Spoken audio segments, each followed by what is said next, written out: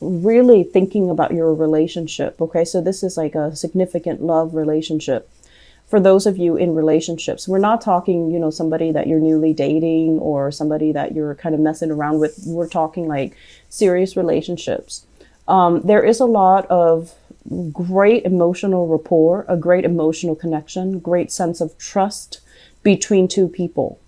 And I'm also feeling as well, a lot of the times, if you've been with somebody and they were around through, the good and the bad, if they were around for you when things were tough, you never forget that person. So in a way, you have a very strong sense of loyalty about you, and you will never forget somebody that helped you out in a time where you were distressed. Some of the other signs, they do forget, unfortunately. And I feel like in your world, the ones that were around, the ones that stuck around, the ones that, rough it out with you, you really value that. And in a way, it can be hard for Aries people to let go of people that they admire, that they look up to, that never did them wrong. And I'm feeling like there is a relationship that is indicative of that. It embodies all the traits where they care about you, you care about them. And no matter what, even if you were to part ways, you would still care about each other. There still would be that emotional, nurturing connection that is really hard to sever. Some of you, this relationship has already left your life, and you're at a point right now where you are trying to move on. You're trying to figure out what else is out there for me, what else is available, and the options, the choices that are on the table.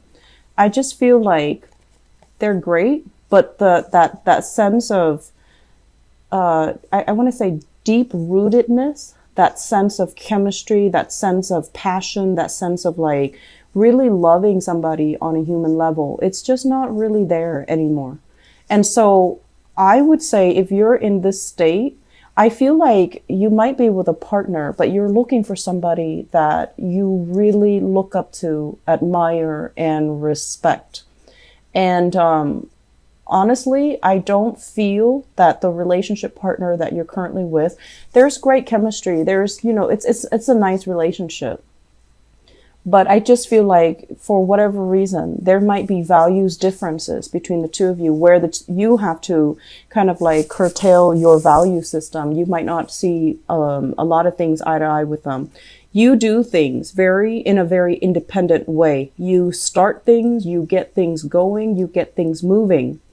And the other person, I feel like they might be dragging their feet. They might not be as proactive, as goal oriented, as ambitious.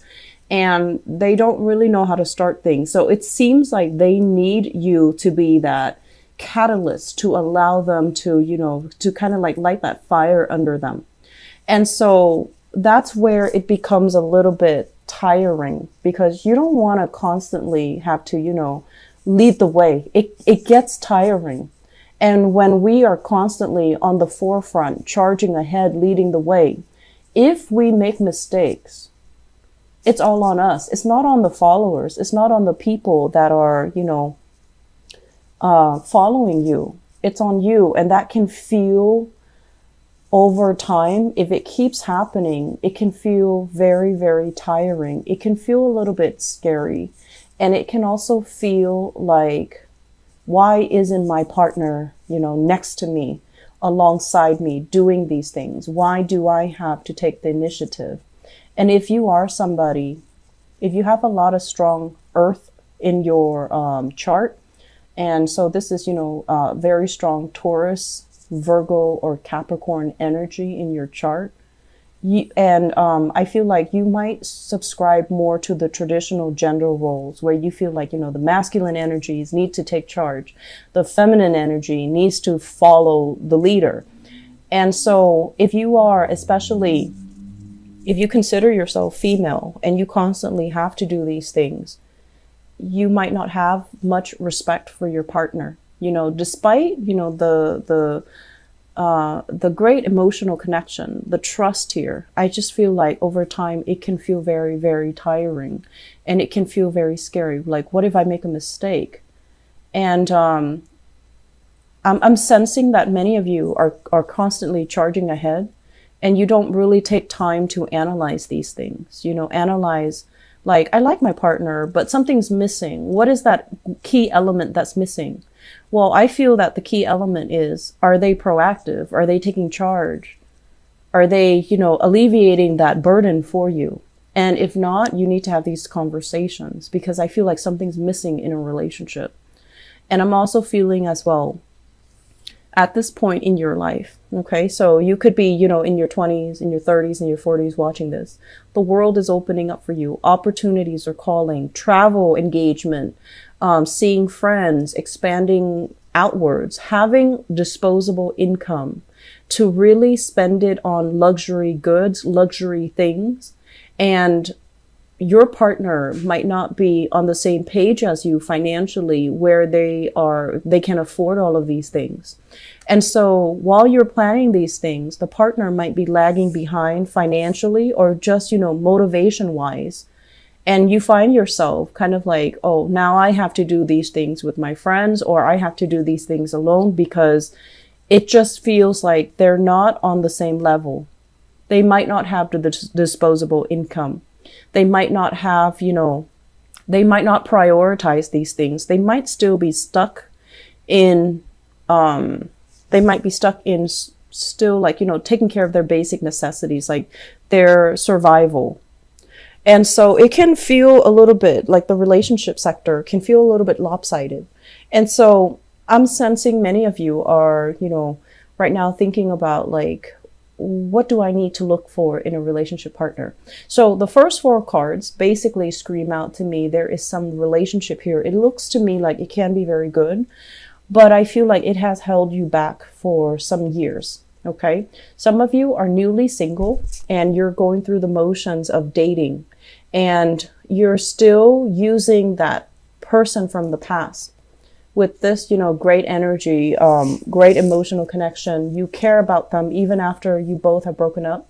You don't have like a single horrible thing to say about them. You care about them. And you're using that as kind of like the barometer, the standard as you go into the world, trying to find suitable relationship partner. You're using that person as like the gauge, the marker. And if somebody happens to have the same qualities as that person, then you're going to be all in and you're going to want to date that next person. But I honestly feel like if you have especially been involved here with an earth sign, a Taurus, a Virgo, or a Capricorn, sun, moon, or rising, and we have very strong Virgo and Capricorn vibe in this reading. If you've been involved with them and you're kind of using them as a barometer, this is the month where you have some eye-opening insights. And you're going to be like, it wasn't all that great. That person was not on my playing field. Okay. That person vibrationally and energetically was not on the same page as you. And yes, there might have been great chemistry. You both really cared about one another. I feel like, the love definitely was there, but it feels to me like it might be a great person, but it's not the greatest person for you. And so moving forward, we have to, create new standards from scratch. As we age, as we get older, as we experience things in life, our perception change, the things that we need change. And so if you're using this person from the past, they might have been appropriate for the past. They might have been a great person, but I just feel like it's a wrong standard of measurement to use to, meet new people. Does that make sense? So take the time this month to start to manifest some things. And I feel like if that's what you feel very stuck in, relationship sector, try to write down qualities of, the person that you want to be with. And I feel like you need to admire the person that you're with. You need to look up to and admire the person that you're with. So no matter what that means to you, some people admire strength, emotional or physical. Other people admire wisdom. I feel like you're kind of like dating, expending your energy outwards, but you're not finding that person that you truly admire. Somebody that, has either great insights, great wisdom, or even they're stable and they always follow through. Okay. So I feel like whatever the standard is, you need to redefine it, and you need to, write down these qualities so that you're not just fumbling around in the dark trying to find the next person, or you're not using outdated standards to measure the next person with. Okay. So that's pretty much like the relationships. Let me talk about the other things that are happening in your spread. What I do feel here, this is the career and work card, okay? And this is basically skills that you have spent many, many, many years accumulating, learning, becoming an expert in. So I feel like some of you are kind of like an expert in your field, and you're being paid adequately what you are worth. I rarely see Aries people staying in a dead-end job or staying in jobs that don't appreciate them. So I feel like you are where you need to be financially and professionally. This is a card about, accumulating further experience. And I feel like some of you might have already maxed out. Some of you are thinking like, I'm not really learning anything anymore. Everybody's coming to me, consulting me, distracting me from my work. So I need a new environment. And some of you might be thinking, flirting with, looking at opportunities elsewhere. Some of you as well could potentially be recruited by another organization, another company. And it's like outside of this company, recruited from outside. So I feel like fast communication coming in here. And they're going to lay some options in terms of positions at your feet. And they're also going to talk to you possibly about salary as well. And I feel like at this point, those options look okay. I mean, they look like, they have a lot of room for growth and a lot of room for expansion, but you're not really sure, like, if you're ready to leave the comfort and the stability of this current work environment to jump into the next. But I do feel you're going to go ahead with them. Okay. So, as adventurous and as, daring as you are, a lot of the times going into a new work environment where you might not know anybody, where you might not have already a friend there, where you might have to start over. It can be very exciting, but I do feel that Aries, you like to have an ally or a comrade or, somebody there that you already know. So the process can feel a little bit frightening. In other areas of your life, I feel like you're very daring, but this is something right now. You're at a point where you're concerned financially. And I also feel this also reflects an energy where you might have a lot of expenditures, mortgage, housing, bills, family obligations as well. There's a lot of financial expenditures. But what they're saying is these financial expenditures are not real. You definitely can cut corners and curb your spending so that what you really need to live and to survive on is a lot less than you think. Okay. And I'm also feeling many of you are at a point where you are retired and contemplating your next adventure. Your mind is still very, very restless. And I do sense there's an element here about, having some people coming to you for contract work, having people coming to you to solicit you to do like, I'm seeing like creative projects as well, publishing, part-time work, freelance work, or even, consultation work. And I feel like it's going to bring a lot of financial prosperity, and you might have more than one option on the table for you. And so do with that as you please, because I feel like financially things are going to be very, very lucrative. Okay. So say yes to new opportunities always. And I also feel as well, for some of you, if you are waiting, if you're waiting for, like if you've gone on a job interview, if you've applied for a loan, if you've signed on something and you're waiting on the decision of other people, the wait is going to take a little bit longer than you would expect. And I feel like you would get some feedback towards the end of this month.